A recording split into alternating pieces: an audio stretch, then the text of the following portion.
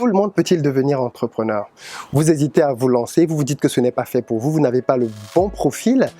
Ben écoutez, on en parle dans cette vidéo. Salut les amis, c'est Philippe de Investir au Pays, la chaîne de tous ceux qui veulent contribuer à impacter des vies au travers de l'entrepreneuriat et de l'investissement. Si vous êtes nouveau sur la chaîne, je vous invite sans plus tarder à vous abonner et à activer les notifications afin de recevoir gratuitement dans votre boîte nos prochains contenus. Alors aujourd'hui, nous allons parler de Lucie, une amie qui a 2 enfants, Marthe et Marie, et qui les a eus en France. Alors ce qui est remarquable dans l'histoire de Lucie, c'est qu'elle les a eus sans péridurale. Oui, parce qu'en France, c'est très surprenant, c'est plutôt rare.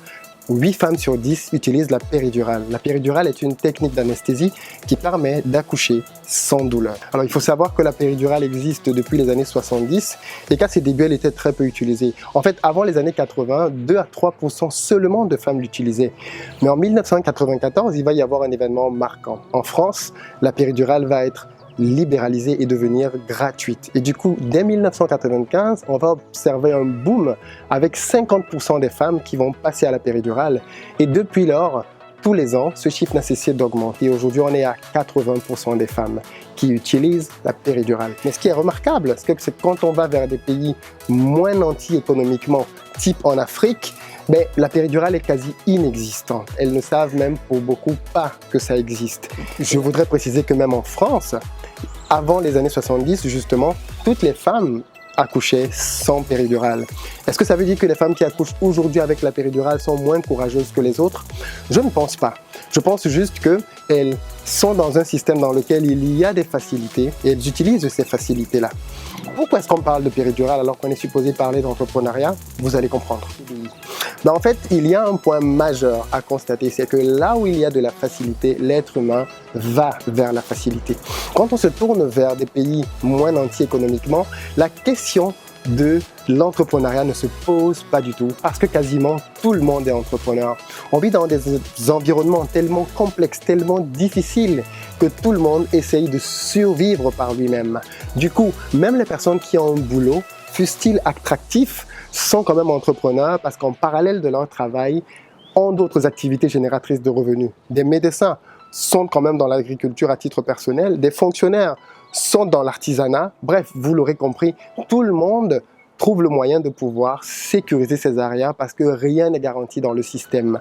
Je pense qu'en France, avec le système de CDI que nous avons qui est déifié, dans lequel on entre et pour lequel on travaille pendant 40 ans et après on a une retraite, très peu de gens pensent à investir parce qu'ils se disent de toutes les façons, ils sont déjà dans un système dans lequel au bout de 40 ans, tout va bien marcher pour eux et au terme, ils vont avoir leur retraite. Du coup, je pense qu'il y a beaucoup plus de personnes en réalité qui peuvent entreprendre. Qui vous a convaincu que vous ne pouviez pas entreprendre? Qui vous a dit que vous n'étiez pas assez bon pour pouvoir le faire? En fait, la plupart du temps, on se compare à d'autres personnes autour de nous qui ont des profils différents des nôtres et on se dit « Ah ben non, moi je suis très différent de cette personne-là et je ne peux pas entreprendre par conséquent. » C'est un raisonnement qui n'est pas forcément vrai parce qu'en fait, en réalité, beaucoup d'entrepreneurs ont les mêmes profils que vous. Oui, parce qu'il n'y a pas un profil adéquat pour être entrepreneur. On n'est pas assez bon ou assez mauvais pour être entrepreneur. On entreprend simplement parce qu'on veut faire changer quelque chose. Parce qu'on a une situation qui nous pose problème et on veut se déployer pour pouvoir la résoudre. L'entrepreneuriat, c'est vouloir atteindre un objectif, vouloir faciliter la vie des gens, vouloir faciliter sa propre vie parfois et être prêt à franchir les obstacles qui nous empêchent de pouvoir arriver à ça. En réalité, le meilleur moyen de savoir si vous êtes entrepreneur, à mon avis, c'est d'essayer. Tant que vous n'essayez pas, vous ne saurez jamais. La société dans laquelle on vit, qui est une société dans laquelle on a beaucoup de confort finalement, nous pousse à ne pas aller dans nos retranchements. Prenons encore l'exemple de la péridurale. Dans d'autres pays, la question ne se pose pas. Toutes les femmes, faibles ou pas faibles, courageuses ou peureuses, accouchent sans péridurale. Et pourtant, dans les sociétés occidentales, beaucoup de femmes vous diraient qu'elles ne peuvent pas accoucher sans péridurale, sans cette anesthésie qui élimine la douleur. En réalité, c'est faux. Si ces femmes l'avaient été mises dans d'autres contextes, parce qu'il faut bien se souvenir que même en France, la péridurale existe depuis très peu de temps, avant, les femmes accouchaient toutes sans péridurale et ne se posaient même pas la question. En fait, la question justement de l'entrepreneuriat que vous vous posez, elle est certainement due au contexte confortable dans lequel on est. Parce que quand on est poussé dans nos retranchements, tout le monde se bat, tout le monde se débrouille pour pouvoir survivre. Et du coup, je terminerai en parlant aux personnes qui viennent de la diaspora, aux personnes qui sont aujourd'hui en France et qui ont vécu dans ces pays dans lesquels il y avait une grosse difficulté, dans lesquels tout le monde voulait entreprendre. N'oubliez pas d'où vous venez. Sachez garder l'héritage que vous avez pu avoir de ces pays-là. Parce que dans ces pays-là, vous avez grandi dans un contexte de débrouillardise.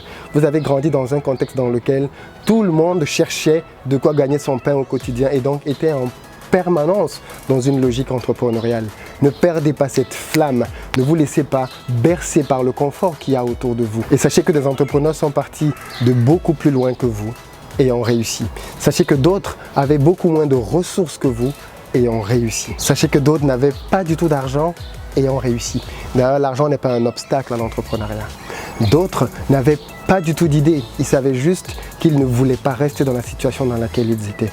Ils voulaient se battre pour pouvoir s'en sortir. Et ils sont parvenus à franchir les obstacles qui étaient sur leur chemin. D'autres ont essayé 17 fois, ont échoué 17 fois et ont réussi la 18e fois. Le meilleur moyen d'être fixé, c'est d'essayer. Dites-nous dans les commentaires ce qui vous empêche, vous aussi aujourd'hui, de devenir entrepreneur. On arrive au terme de cette vidéo. Puis comme d'habitude, plus que 3 choses à faire, liker, vous abonner et partager. Si vous voulez aider des gens à répondre à cette question, alors partagez cette vidéo afin qu'elles sachent que le meilleur moyen de savoir si elles ont un profil entrepreneurial est d'essayer. À très bientôt sur la chaîne.